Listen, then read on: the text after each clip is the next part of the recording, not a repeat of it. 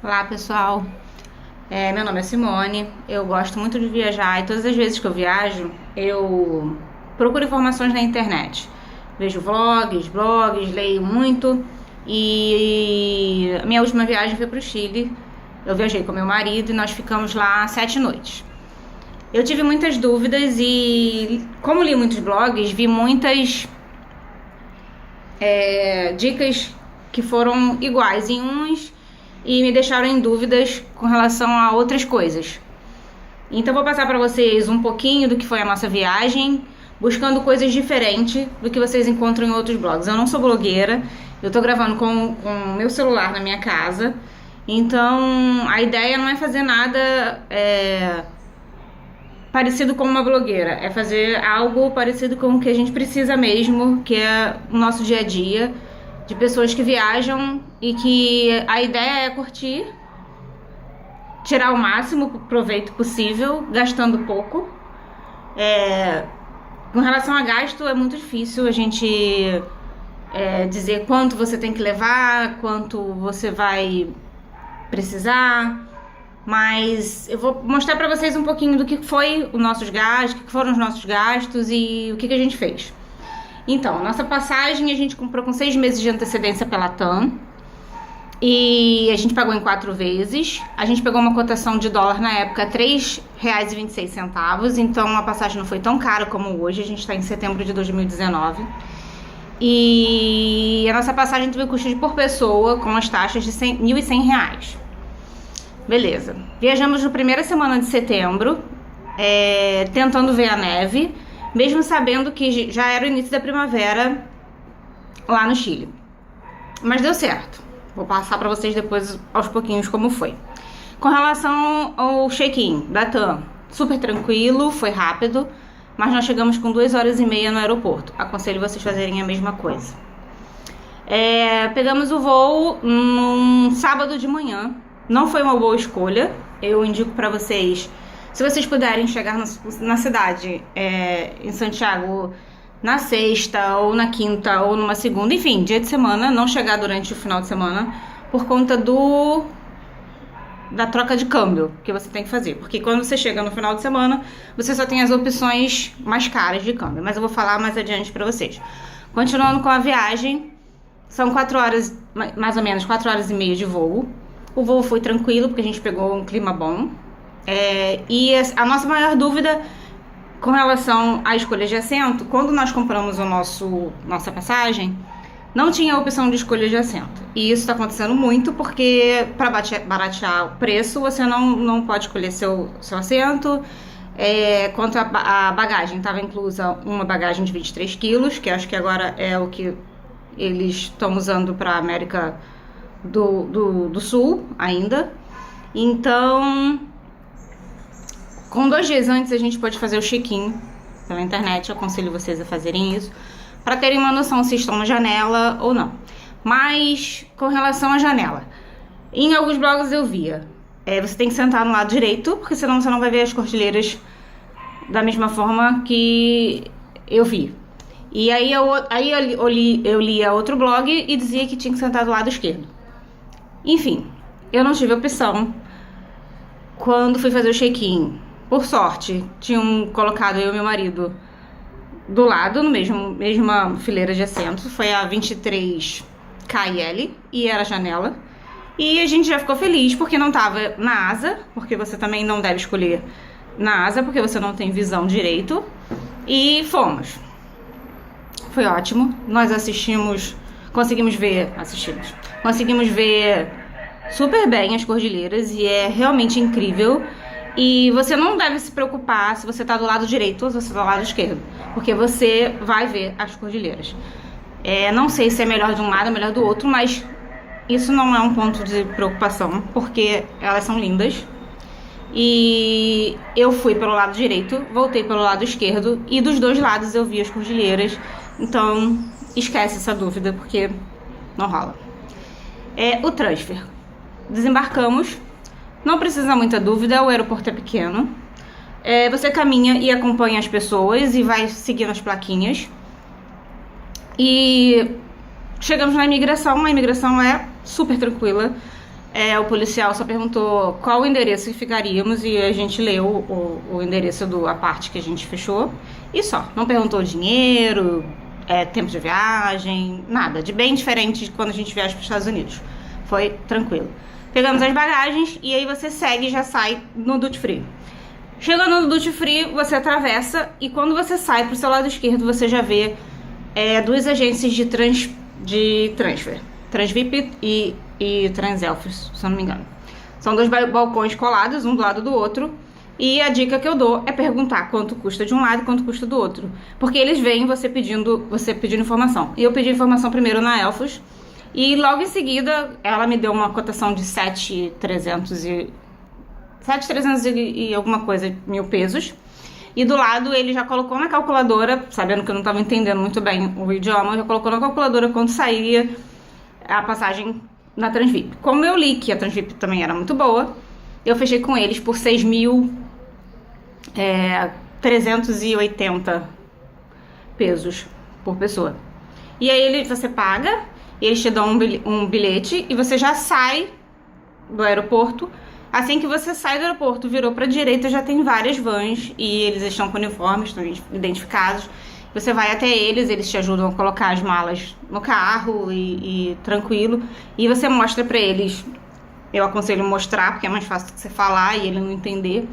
Você mostra para ele para onde você vai e ele coloca num sistema dele no celular e te leva e deixa você na porta do seu hotel. Te ajuda a levar as malas, pelo menos para sair da rua.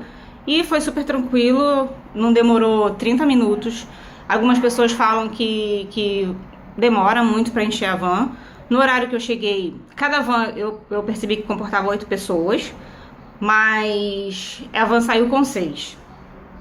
Ele não sei porque ele não quis esperar mais um outro casal, mais 2 pessoas, mas a gente não esperou 15 minutos sentados na van. Então eu acho que compensou bastante, porque quando eu li sobre como chegar do aeroporto, na verdade eu não esqueci de falar, nós fomos para Providência, esse valor foi para Providência e nós pagamos em peso. Por que nós fizemos? Nós saímos do Brasil com 20 mil pesos só para fazer o transfer. Não trocamos no aeroporto. Vou falar para vocês agora um pouquinho sobre a cotação. Quando chegamos no aeroporto, a cotação era de 143 pesos por real. Aqui no Rio, eu sou do Rio de Janeiro, aqui no Rio nós pagamos nessa faixa de preço, 143, 148. Então nós trocamos 20 mil pesos, que deu uma média de 143 reais, 140 reais. Na verdade estava 0,07 centavos o peso aqui no Rio pra gente.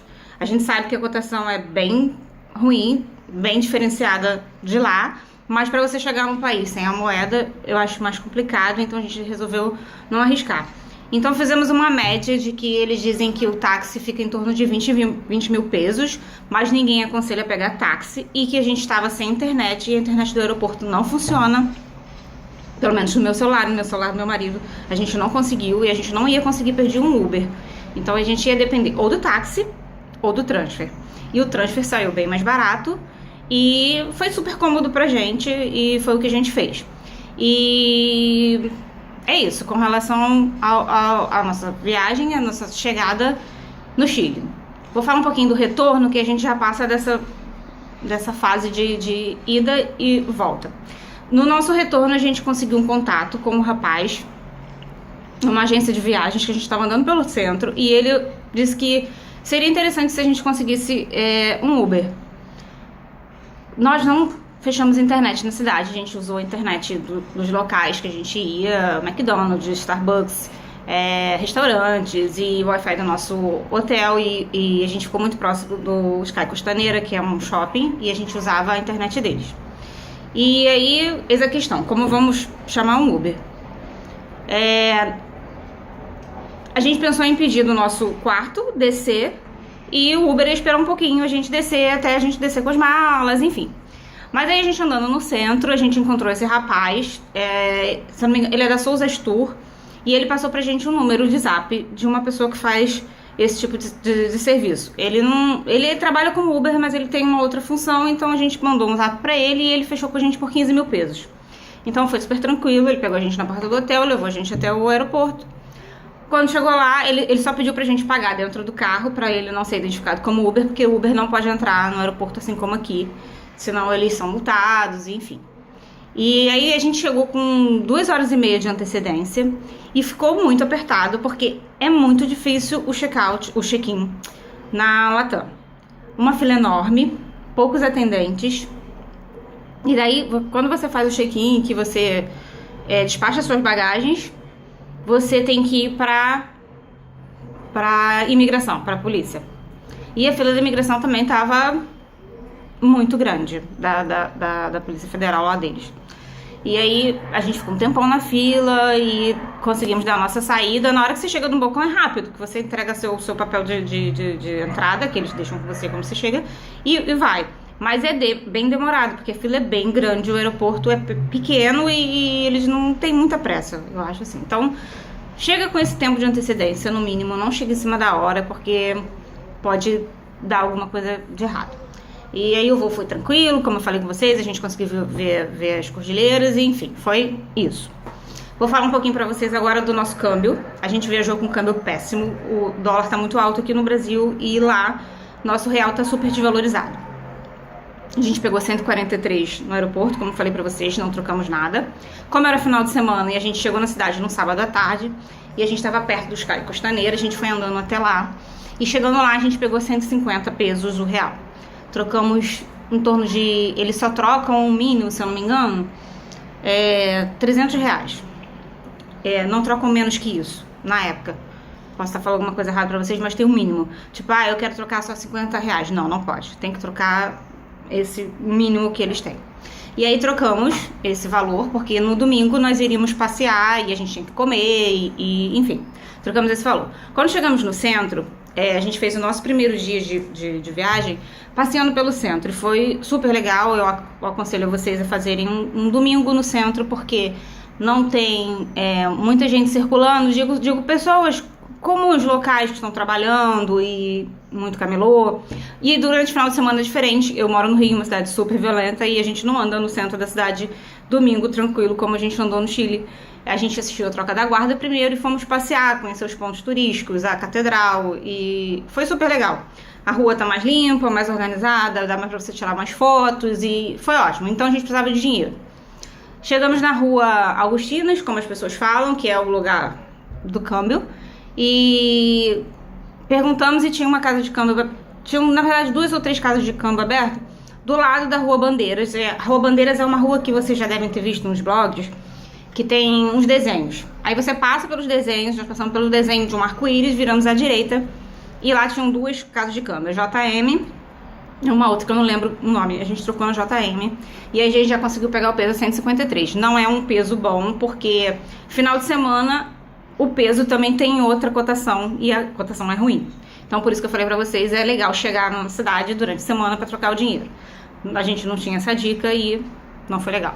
Enfim, aí trocamos mais um pouco de dinheiro e depois a gente fez a cotação no nosso bairro que a gente ficou, que foi na Providência, que também tem uma rua que é específica de câmbio, e a gente trocou o nosso peso lá por 160.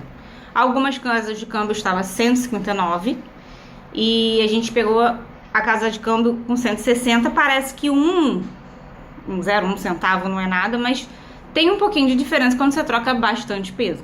E aí a gente fez a nossa cotação lá, a nossa troca final assim de peso lá, e durante a semana foi mais em conta pra gente e valeu mais a pena.